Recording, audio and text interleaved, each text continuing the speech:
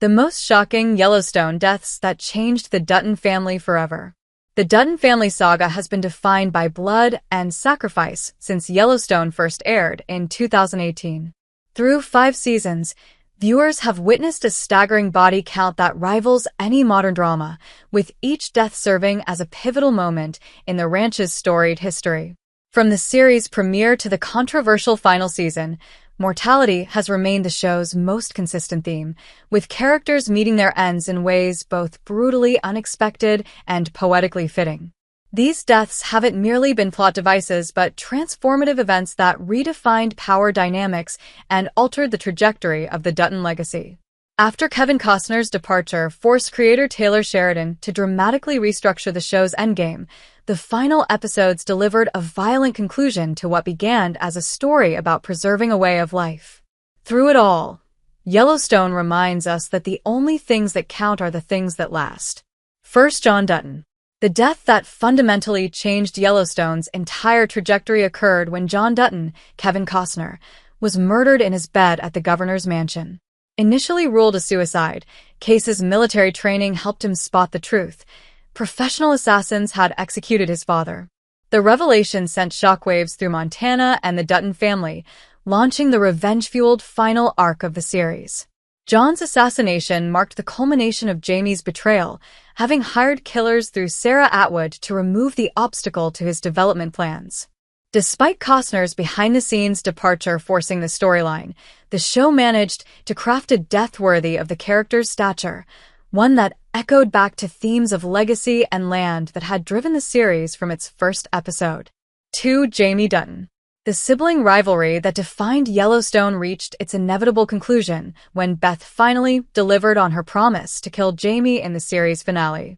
After John's funeral, Beth tracked Jamie down with bear spray and a knife, leading to a vicious fight that initially seemed to favor Jamie until Rip intervened. With her husband holding Jamie in place, Beth plunged her knife into her adopted brother's gut, whispering, "Look at me. I'm going to be the last thing you'll ever see."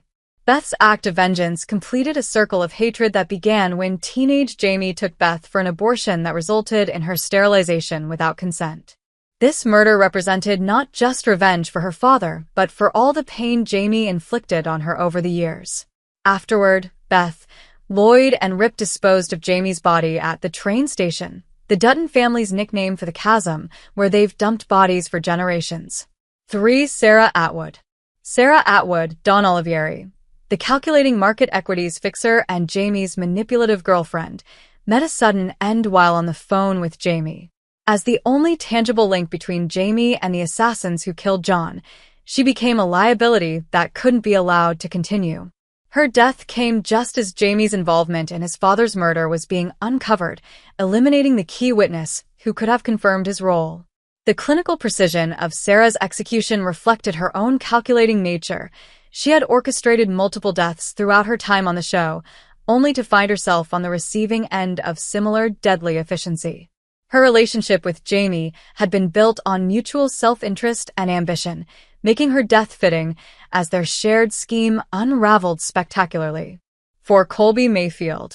Ranch hand Colby Denham Richards had survived numerous threats throughout his time on the Yellowstone, from Wade Morrow's attacks to being trampled in a creek, only to meet his end unexpectedly just 2 episodes before the series finale. His death particularly devastated fellow wrangler Teeter, who subsequently decided to leave Montana for Texas, asking Travis for a job at the 6666 Ranch. Colby's loss represented the dissolution of the Yellowstone Ranch family, as the bunkhouse crew that had been together through thick and thin began scattering to the winds. His death marked another step in the inevitable end of the Dutton Ranch as viewers had known it from the beginning. It's all the more gut-wrenching that Colby steps in to protect Carter from the wild horse, only to quickly meet his own demise over the selfless act. 5. Evelyn Dutton. One of the most consequential deaths in Yellowstone occurred before the series even began. Evelyn Dutton's fatal horse riding accident, witnessed by young Beth and Kayce, cast a long shadow over the entire series. Beth, who felt responsible for her mother's death after panicking during the incident, carried this trauma throughout her adult life. The flashback scenes depicting Evelyn's death revealed much about the Dutton family dynamics, particularly explaining Beth's hardened exterior and complicated relationship with her father and brothers. This tragedy became the psychological foundation for many of the characters' motivations and flaws, particularly Beth's fierce protection of her father and ruthless approach to perceived enemies.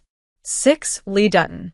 The very first episode of Yellowstone delivered a shocking statement of intent when John's eldest son and heir apparent Lee Dutton, Dave Annable, was killed during a standoff over stolen cattle.